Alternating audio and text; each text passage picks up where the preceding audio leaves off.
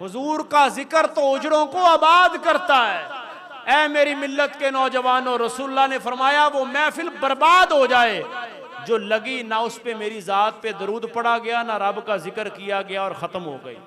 जब भी चार दोस्त बैठे ना, चार दोस्त इकट्ठे बैठे, तो अपने अपने मोबाइलों में गुम ना हुआ करो, को यार मिल के हुजूर की ज़ात पे दरूद पढ़ते हैं, मिल के हुजूर की ज़ात पे दरूद पढ़ते हैं। उससे पता क्या होता है, महफिलें भी कायम रहती हैं, जवानियाँ भी बर्बाद नहीं होती, चेहरों में नूर भी आ जाता है, और माँ बाप को इत्मीनान भी होता है कि मेरी औलाद की सोसाइटी गलत नहीं है। ये जब बैठते हैं या रब का जिक्र करते हैं या मदीने वाले की नात पढ़ते हैं।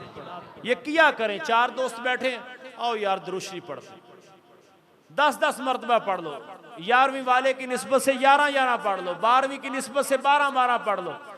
जब 12-12 मरतबा दरूद पाक पढ़ के आप दुआ करेंगे ना, तो यकीन मानिए मदीने वाला राजी हो जाएगा कि मेरे उम्मती नौजवान बैठे हैं आज, टिकटॉक पे नहीं बैठते, फेसबुक पे नहीं, यूट्यूब पे नहीं, मैसेंजर पे नहीं, सोशल मीडिया पे नहीं बैठे, आपस में बैठ के क्या कर रहे हैं, मेरी ज़ात पे दुरूद व सलाम पढ़।